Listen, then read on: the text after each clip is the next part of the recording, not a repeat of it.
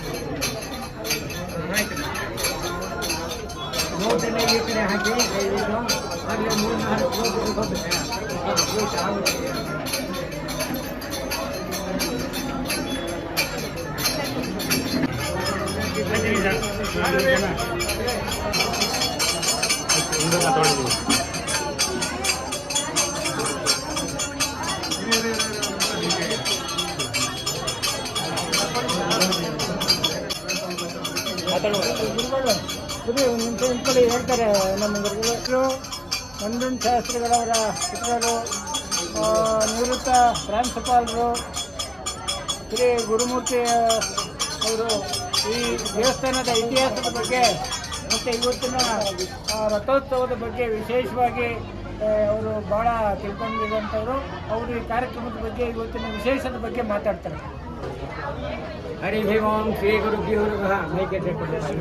ಆಗುತ್ತೆ ಕೋಡಿಹಳ್ಳಿ ಗ್ರಾಮದಲ್ಲಿ ಪುರಾತನವಾಗಿ ನೆಲೆಸಿರ್ತಕ್ಕಂತಹ ಶ್ರೀದೇವಿ ಭೂದೇವಿ ಸಹಿತ ಲಕ್ಷ್ಮೀ ವೆಂಕಟೇಶ್ವರ ಸ್ವಾಮಿ ಈ ಒಂದು ಮಹೋತ್ಸವ ಅನಾದಿ ಕಾಲದಿಂದ ಏಕಪ್ರಕಾರವಾಗಿ ನಡ್ಕೊಂಡು ಬರ್ತಾ ಇತ್ತು. ಆದರೆ ಕಾರಣಾಂತರಗಳಿಂದ ಸುಮಾರು 48 ವರ್ಷಗಳ ಹಿಂದೆ ರಥದಲ್ಲಿ ಏನೋ ಒಂದು ತೊಂದರೆಯಾಗಿ ಮಹಾರಥೋತ್ಸವ ನಿಂತು ಹೋಯಿತು. ಕಳೆದ ಆಮೇಲೆ ಈ ಒಂದು ಜಾಗದಲ್ಲಿ ರಸ್ತೆ ಅಗಲೀಕರಣಕ್ಕೆ ಬಂದಾಗ ಈ ದೇವಸ್ಥಾನವನ್ನು ನವೀಕರಿಸಬೇಕಾಗಿ ಹೊಸದಾಗಿ ಕಟ್ಟಬೇಕಾದಂತಹ ಒಂದು ಸ್ಥಿತಿ ಬಂತು. ಆಗ ಮೂಲ ವಿಗ್ರಹಗಳನ್ನು ಬೇರೆ ಕಡೆಗೆ ನಾವು ಸ್ಥಳಾಂತರ ಮಾಡಿ ಅದನ್ನು ಶಾಸ್ತ್ರೋಕ್ತವಾಗಿ ಬೇರೆ ಜಾಗದಲ್ಲಿ ಸುಮಾರು ವರ್ಷಗಳ ಕಾಲ ಇಟ್ಟಿದ್ದು. ಆಮೇಲೆ ಹೋದ ವರ್ಷ ನಮ್ಮ ಊರಿನ ಗಣ್ಯ ವ್ಯಕ್ತಿಗಳು, ಅದರಲ್ಲಿ ಮುಖ್ಯವಾಗಿ ನಮ್ಮ ರವಿಕುಮಾರವರು, ಉಮಾಶಂಕರವರು, ಪುಟ್ಟಸ್ವಾಮಿ ಗೌಡರು, ಮೇಟ್ರು ಇಂಥವರ ಎಲ್ಲರ ಸಹಕಾರದಿಂದ ಊರಿನವರಲ್ಲಿ ನಾವು ಆ ವಿಗ್ರಹಗಳಿಗೆ ಪುನರ್ ಪ್ರತಿಷ್ಠಾಪನೆ ಮಾಡತಕ್ಕಂತಹ ಒಂದು ಪ್ರಯತ್ನವನ್ನು ಮಾಡಿದ್ವು. ಅದೇ ಪ್ರಕಾರವಾಗಿ ಶ್ರಾವಣ ಮಾಸದಲ್ಲಿ ಈ ಒಂದು ವೆಂಕಟೇಶ್ವರನಿಗೆ ಶ್ರಾವಣ ನಕ್ಷತ್ರದಲ್ಲಿ ಇಲ್ಲಿ ಪುನರ್ ಪ್ರತಿಷ್ಠಾಪನೆ ಆಯಿತು. ಅದಾದ ಸ್ವಲ್ಪ ದಿನದಲ್ಲಿ ಅಲ್ಲಿ ಗರುಡ ವಾಹನವನ್ನು ಪ್ರತಿಷ್ಠಾಪನೆ ಮಾಡಿದ್ವು. ಆವಾಗ ಬಹಳ ಅದ್ಭುತವಾಗಿ 5 ದಿನ ಆದಮೇಲೆ ವೈಕುಂಠ ಏಕಾದಶಿ ದಿವಸ ಹಿಂದಿನ ದಿವಸ ಅದೇ ಪ್ರಕಾರವಾಗಿ ಪುರುಷ ಸೂಕ್ತ, ಸ್ತ್ರೀ ಸೂಕ್ತ ಪೂರ್ವಕವಾಗಿ ಹೋಮ ಹವನಾದಿಗಳು ಮಹಾವಿಷ್ಣುವಿಗೆ ಸಂಬಂಧಪಟ್ಟ ಹಾಗೆ ಪೂಜಾ ಕೈಂಕರ್ಯಗಳಾಯಿತು. ಇದೇ ಪ್ರಕಾರ ಪ್ರತಿ ವರ್ಷ ಫಾಲ್ಗುಣ ಮಾಸದ ಶುಕ್ಲ ಪಕ್ಷದ ಹುಣ್ಣಿಮೆಯ ದಿವಸ ಉತ್ತರ ಫಲ್ಗುಣಿ ನಕ್ಷತ್ರ ಎಂಬಲ್ಲಿಗೆ ಶ್ರೀ ಲಕ್ಷ್ಮೀ ವೆಂಕಟೇಶ್ವರ ಸ್ವಾಮಿಯ ಮಹಾರಥೋತ್ಸವ ರಥಾರೋಹಣ ಕಾರ್ಯಕ್ರಮ ಅನಾದಿ ಕಾಲದಿಂದ ನಡ್ಕೊಂಡು ಬರ್ತಾ ಇರ್ತಕ್ಕಂಥದ್ದು. ಸಾಮಾನ್ಯವಾಗಿ ಮಾಘ ಶುದ್ಧ ಹುಣ್ಣಿಮೆಯ ದಿವಸ ಕಲ್ಲಹಳ್ಳಿಯಲ್ಲಿ ವೆಂಕಟೇಶ್ವರ ಸ್ವಾಮಿ ಮಹಾರಥೋತ್ಸವ. ಅದಾದ 1 ತಿಂಗಳಿಗೆ ಫಾಲ್ಗುಣ ಮಾಸದಲ್ಲಿ ನಮ್ಮ ಕೋಡಿಹಳ್ಳಿಯಲ್ಲಿ ಲಕ್ಷ್ಮೀ ವೆಂಕಟೇಶ್ವರ ಸ್ವಾಮಿಯ ರಥೋತ್ಸವ. ಅದೇ ಪ್ರಕಾರವಾಗಿ ಮುಂದಿನ ತಿಂಗಳು ಚೈತ್ರ ಮಾಸದಲ್ಲಿ ಚಿತ್ರಾ ಹುಣ್ಣಿಮೆಯ ದಿವಸ ಹೊಸದುರ್ಗದಲ್ಲಿ ರಾಮದೇವರ ಉತ್ಸವ. ಇವು 3 ಕೂಡ ನಮ್ಮ ತಾಲ್ಲೂಕಿನಲ್ಲಿ ಕಲ್ಲಹಳ್ಳಿ, ಕೋಡಿಹಳ್ಳಿ, ಹೊಸದುರ್ಗದಲ್ಲಿ ಏಕಪ್ರಕಾರವಾಗಿ ನಡೆಸಿಕೊಂಡು ಬಂದಿರತಕ್ಕಂಥದ್ದು. ಈ ದೇವಸ್ಥಾನವನ್ನು ಇಲ್ಲಿಯ ಹಿಂದೆ ಜಮೀನ್ದಾರಾಗಿದ್ದಂತಹ ರಾಘವೇಂದ್ರಪ್ಪನವರು ಅದನ್ನು ಕಟ್ಟಿಸ್ಕೊಟ್ರು. ಅದೇ ಪ್ರಕಾರವಾಗಿ ಈ ಭೂಮಿಯನ್ನು ಅವರು ದಾನ ಮಾಡಿದ್ರು. ಆಮೇಲೆ ಈ ಭವ್ಯವಾಗಿರ್ತಕ್ಕಂತಹ ಈ ದೇವಸ್ಥಾನ ಇಷ್ಟು ಸುಂದರವಾಗಿ ಆಗೋದಕ್ಕೆ ನಮ್ಮ ನಾಯಕರಾಗಿರತಕ್ಕಂತಹ ಶ್ರೀಮಾನ್ ಹಿಂದಿನ ಸಂಸದರಾಗಿ ಇವತ್ತು ಜನಪ್ರಿಯ ನಾಯಕರಾಗಿರ್ತಕ್ಕಂಥ DK ಸುರೇಶ್ರವರು ಹಾಗೂ ಅವರ ಅಣ್ಣಂದಿರು DK ಶಿವಕುಮಾರ್ ಅವರು ಹಾಗೂ ನಮ್ಮ ಎಲ್ಲ ಸುತ್ತಮುತ್ತಲಿನ ಎಲ್ಲ ಪ್ರಜೆಗಳು, ಎಲ್ಲ ರೈತರು, ಎಲ್ಲ ವಾಣಿಜ್ಯೋದ್ಯಮಿಗಳು, ಹಾಗಾಗಿ ನಮ್ಮ ಎಲ್ಲ ಜನಗಳು ಕೂಡ ಇದಕ್ಕೆ ಸಹಕಾರ ಹಸ್ತವನ್ನು ನೀಡಲಾಗಿ ಈ ದಿವಸ ವಿಶೇಷವಾಗಿರ್ತಕ್ಕಂತಹ ಒಂದು ಭವ್ಯವಾದ ದೇವಸ್ಥಾನವಾಗಿದೆ. ಸಾಮಾನ್ಯವಾಗಿ ತಿರುಪತಿಯನ್ನು ಬಿಟ್ಟರೆ ಬೇರೆ ಕಡೆ ಎಲ್ಲ ಕಡೆ ಚಿಕ್ಕ ತಿರುಪತಿ ಅಂತ ಕರೀತಾರೆ. ನಾವು ಇದನ್ನು ಬಂಗಾರದ ತಿರುಪತಿ ಅಂತ ಕರಿಬಹುದು, ಪುಟ್ಟ ತಿರುಪತಿ ಅಂತ ಬೇಕಾದ್ರೂ ಕರಿಬಹುದು. ಒಟ್ಟಿನಲ್ಲಿ ಈ ಮಹಾನುಭಾವ ಏನನ್ನು ನಾವು ಹರಕೆ ಹಾಕ್ಕೊಳ್ತೀವೋ ಅದನ್ನು ನೆರವೇರಿಸ್ಕೊಡ್ತಾನೆ. ಅದಕ್ಕೆ ಕಾರಣ ಒಂದಿಬ್ಬರಿಗೆ, ಯಾರಿಗೆ ಸಂತಾನ ಒಬ್ಬರಿಗಿರಲಿಲ್ಲ, ಹೋದ ವರ್ಷ ಅವರು ಬಂದು ಹರಕೆಯನ್ನು ಹಾಕ್ಕೊಂಡೋಗಿ ನಿನ್ನೆ ದಿವಸ ಬಂದು ಹೇಳೋದು ನಮಗೆ ಸಂತಾನವಾಗಿರ್ತಕ್ಕಂತಹ ಶುಭ ಲಕ್ಷಣಗಳು ಕಾಣ್ತಾ ಇದೆ ಅಂತ. ಇನ್ನೊಬ್ಬರು ಬಂದರು, ನಮ್ಮ ಮಗುವಿಗೆ ಮದುವೆ ಗೊತ್ತಾಯಿತು ಅಂತ ಹೇಳಿದ್ರು, ನಾವು ಮನೆ ಕಟ್ಕೊಂಡು ಅಂತ ಹೇಳಿದ್ರು. ಎಲ್ಲರೂ ಕೂಡ ನನಗೆ ಬಂದು ವಿಷಯವನ್ನು ಹೇಳಿದಾಗ ನನಗೆ ಆನಂದವಾಯಿತು. ಯಾವತ್ತೂ ಕೂಡ ಭೂದೇವಿ ಶ್ರೀದೇವಿ ಅಂತ ನಾವು ಭೂಮಿಯನ್ನು, ನಾವೆಲ್ಲ ರೈತರು ಭೂದೇವಿಯನ್ನು ಪೂಜೆ ಮಾಡಿದ್ರೆ ಶ್ರೀದೇವಿ ಬಂದೇ ಬರ್ತಾಳೆ. ಆ ಶ್ರೀದೇವಿ ಆ ವೆಂಕಟೇಶ್ವರನಿಗೆ ಹೇಳಿ ನಮಗೆ ಬೇಕಾಗಿರ್ತಕ್ಕಂಥ ಎಲ್ಲ ಸಮಸ್ತ ಭಾಗ್ಯಗಳನ್ನು, ಆಯುರ್ಭಾಗ್ಯ, ಐಶ್ವರ್ಯ, ಸದ್ವಿದ್ಯ, ಸದ್ಬುದ್ಧಿ, ಮಕ್ಕಳು ಎಲ್ಲವನ್ನು ಕೊಟ್ಟು ಕಾಪಾಡ್ತಾಳೆ.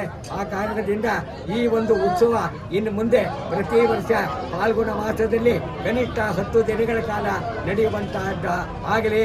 ಅದಕ್ಕೆ ತಮ್ಮೆಲ್ಲರ ಕೂಡ ಸಹಕಾರ ನಮಗೆ ಬಹಳ ಮುಖ್ಯ ಅಂತ ಹೇಳಿ ನಮಗೆಲ್ಲರಿಗೂ ಕೂಡ ನಾನು ಲಕ್ಷ್ಮೀ ವೆಂಕಟೇಶ್ವರ ಸ್ವಾಮಿ ಪೂರ್ಣ ಫಲಪ್ರಸಾದ ತಮಗೆ ದೊರಕಲಿ ಅಂತ ಹೇಳಿ ನಾನು ಭಕ್ತಿಪೂರ್ವಕವಾಗಿ ನಾನು ಪ್ರಾರ್ಥನೆ ಮಾಡ್ತೇನೆ.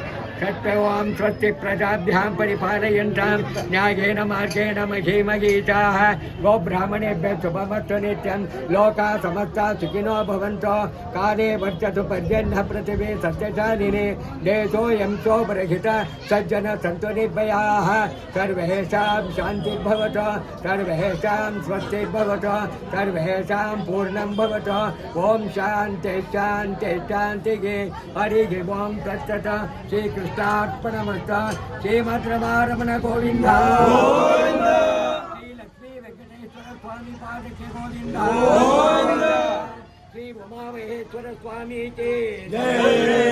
ನಮ ಪಾರ್ವತಿ ಪದಯೇ.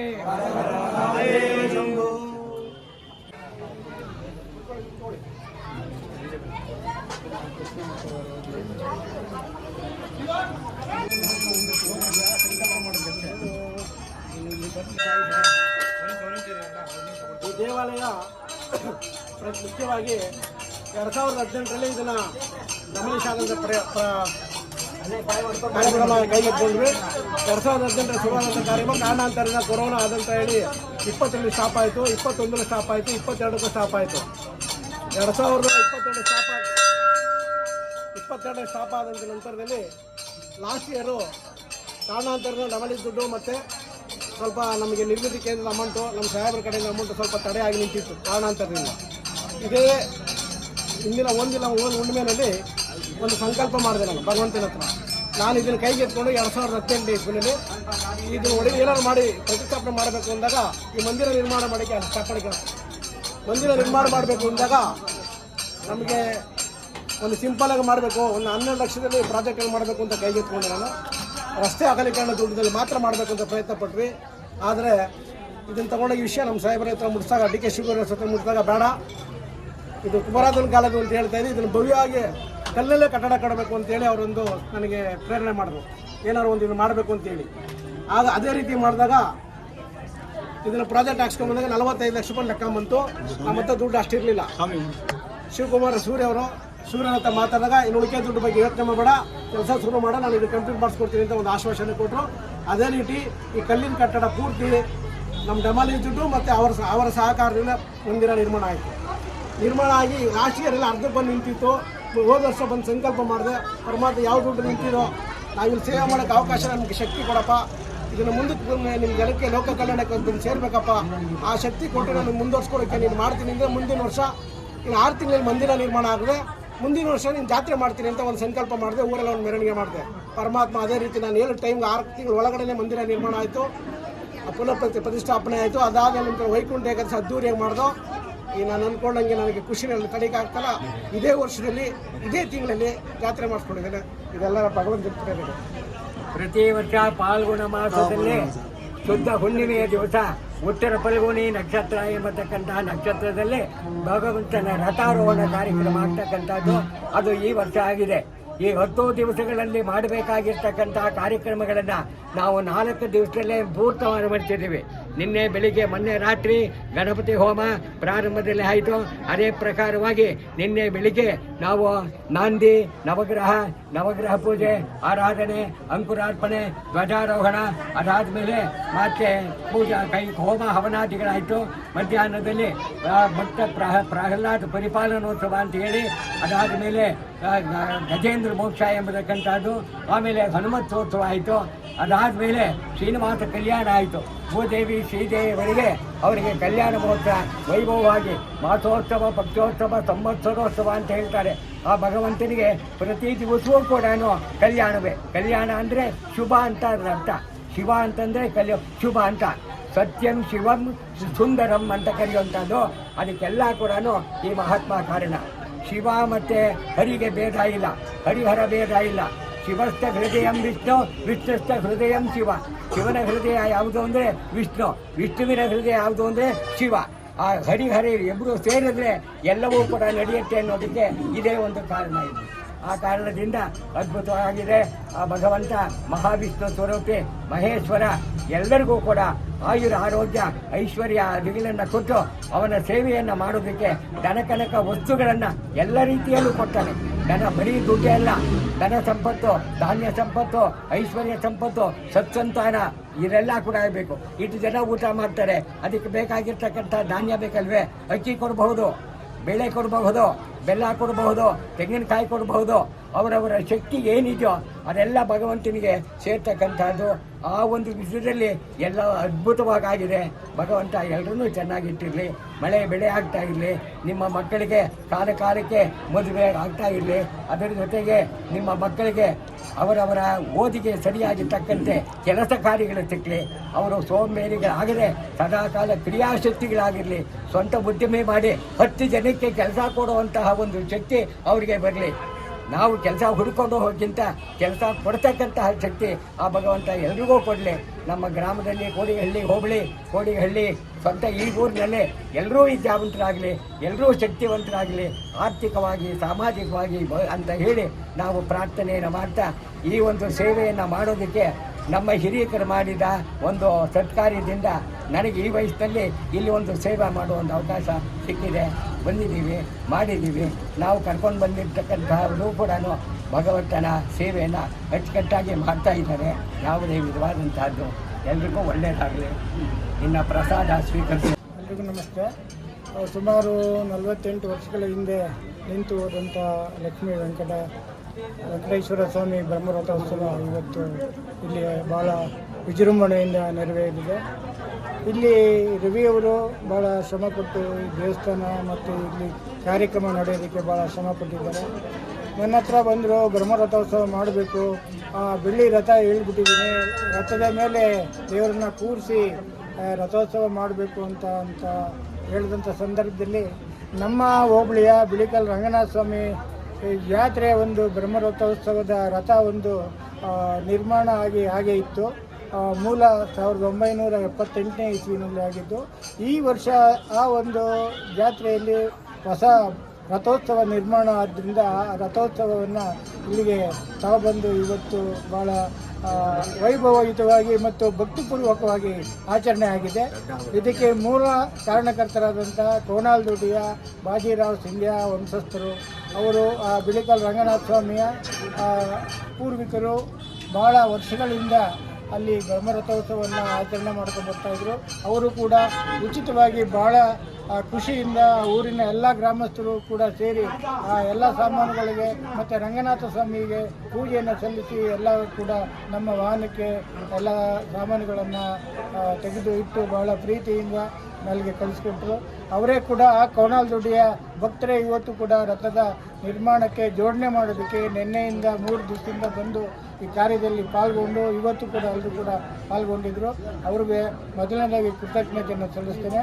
ಮತ್ತು ಈ ಒಂದು ಕಾರ್ಯಕ್ರಮದಲ್ಲಿ ಸಹಕರಿಸಿದಂಥ ಎಲ್ಲ ಭಕ್ತಾದಿಗಳಿಗೂ ಕೂಡ ನಮ್ಮ ರವಿ ಅವರು ಮತ್ತು ದೇವಸ್ಥಾನ ಸಮಿತಿ ಪರವಾಗಿ ವಂದನೆಗಳನ್ನು ಸಲ್ಲಿಸ್ತೇನೆ.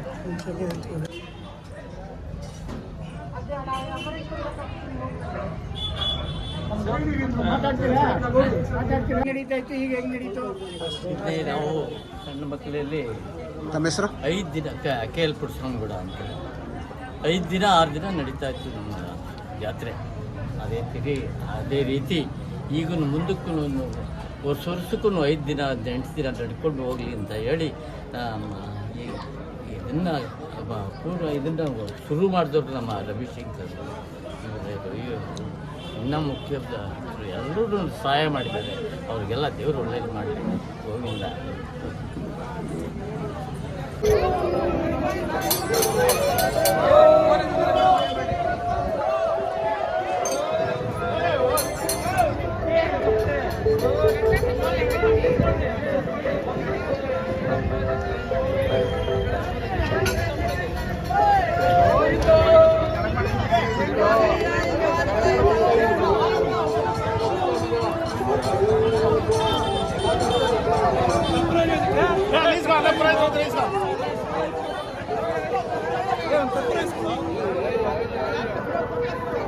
ಪ್ರಶಾಂತ ಅಂತ